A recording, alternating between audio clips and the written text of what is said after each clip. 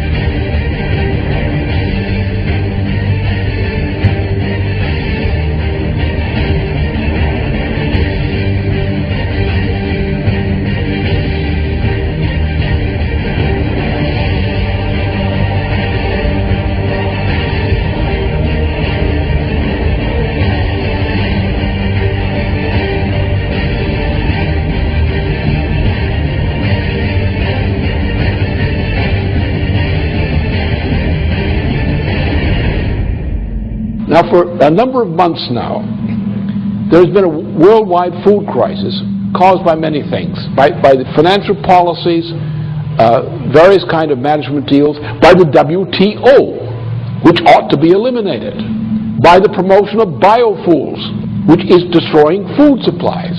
This biofuel program is a gigantic swindle for which there is no possible justification. None. The justification comes out of the World Wildlife Fund of Prince Philip.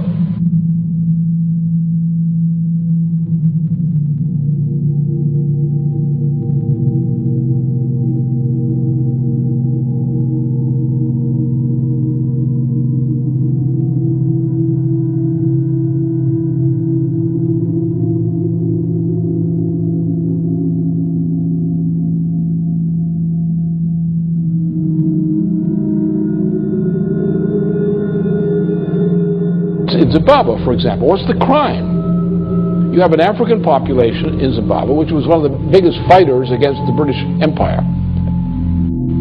They're not allowed to develop their own territory because London, by various mechanisms, prevents them from doing so.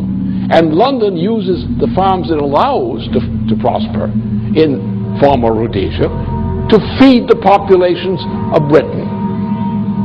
So you have non-African farmers running farms, producing food in Zimbabwe for the edification and fattening of Brits. But the rest of the population is inhibited in any attempt to develop. What they've done is they've taken industries, manufacturing industries in particular, agriculture in particular, and countries which were good agricultural producers or good manufacturing producers have been stripped of those industries. Those industries have been taken to populations where the lower 80% of the population is illiterate. So you have colonies of manufacturing in countries in Asia, Africa, and so forth, South America, where the people, the 80% of the population, does not participate in the economy. You have areas which used to be food-producing areas which no longer produce food. Because what you're having is a world dictatorship under the name of globalization, better called the new Tower of Babel, in which the cultures are being destroyed as the United States is being destroyed, as Germany is being destroyed, as Italy is being destroyed, as France is being destroyed, and the attempt to make war on China, India, and Russia. And that's the intent of the British Empire. Nothing less than destruction and breakup of China, the breakup of Russia, the breakup of India. That is the policy of the British Empire now. This is what the game is. And if this game is not stopped, I can tell you there'll be no planet. But then come back to the food question. If you want to get the American people and other people of other nations up on their hind legs, acting like free people rather than battered slaves, tell them their food for tomorrow morning is not there. That activates popular resistance more than anything else. We are now in such a situation. For many parts of the world, the lack of food is an immediate reality. There is a growing explosion throughout much of the world over this food shortage issue. The rate of food shortage is increasing because the stocking from various food stores, annual stores, has been already delivered, and there's not enough.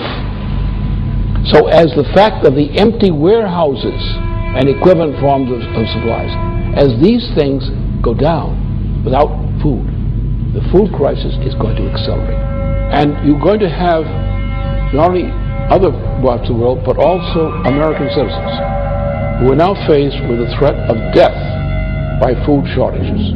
So therefore, the issue here is not the election result. The issue is not the president. Obama is not competent to be a president. There's none of the makings of competence. They don't want Obama. They just want to use him to destroy Hillary Clinton. That's all. Once they destroy Hillary Clinton, they'll get rid of Obama. That's their intention. And their intention is to bring in a fascist regime in the United States, a presidency which will be in effect a fascist regime, which will cooperate with the British and bring the United States into alliance with the United Kingdom, or the Anglo-Dutch liberals. Not all Brits are for this, by the way. And with a Europe, a Western and Central Europe, taken over by this same imperial power. An imperial power whose intention is to go to war against Russia, China, India, and other countries using nuclear power. That's the intention. We're now in a point where a revolutionary movement, or the makings of it, is building up around the food issue. And therefore, those who triumphed yesterday are not going to continue to triumph for long. The result is either we win and restore the kind of government we require in various nations and among nations, or this world is going to go into hell because the crisis won't quit. The people will die of hunger. They will die in increasing numbers. They will kill for food. The structure of society will be destroyed in the fight over food, which is not there. Therefore, either we win this fight against this evil, or there won't be anything to fight for.